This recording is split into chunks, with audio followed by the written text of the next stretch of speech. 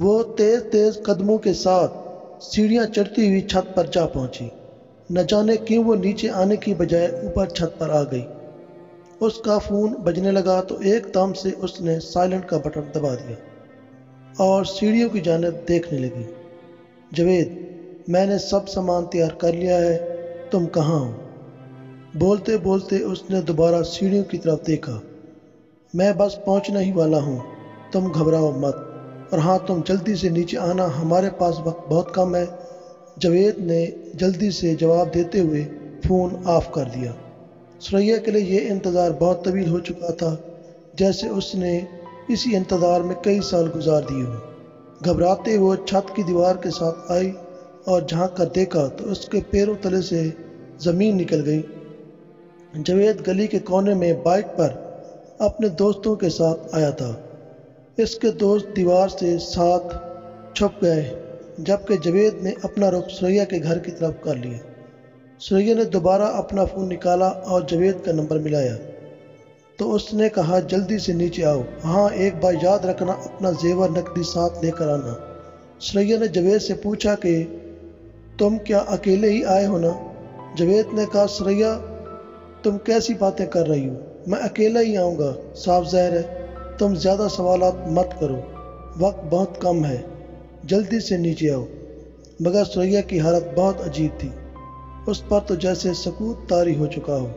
اس نے دوبارہ پوچھا، تم سچ کہہ رہے ہو کہ اکیلے ہی آئے ہو؟ اب کی بات جاوید کو شک ہو گیا۔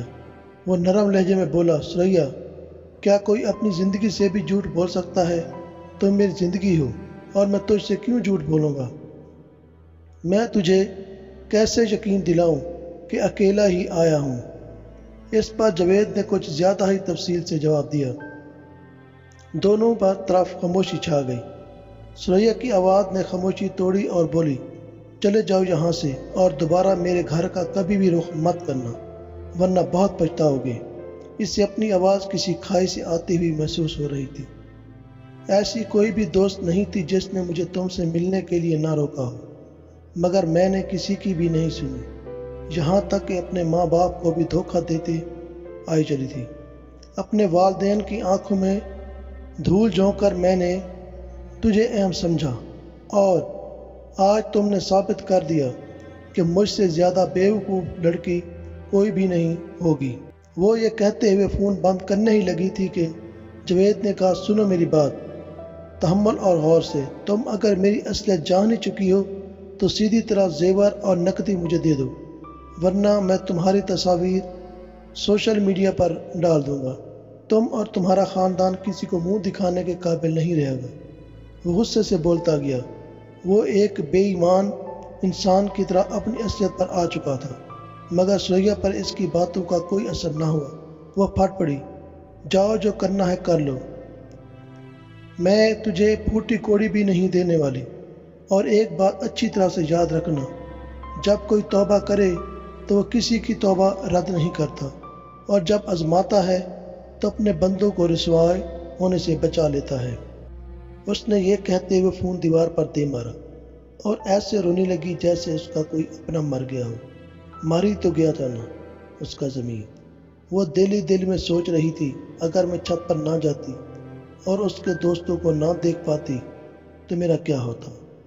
یہی سوچ کر وہ روتی جا رہی تھی۔ یقیناً میرا بھی ذکر ان لڑکی میں ہوتا جو اپنے والدین کی نافرمان ہوتی ہیں، در در کی ٹھوکریں کھانے والی، جنہیں پھر کبھی عزت نہیں ملتی، جو ماں باپ کی عزت کو اس کی دہلیز پر روند کر اپنی خواہش کے پیچھے گھر سے نکلتی ہیں۔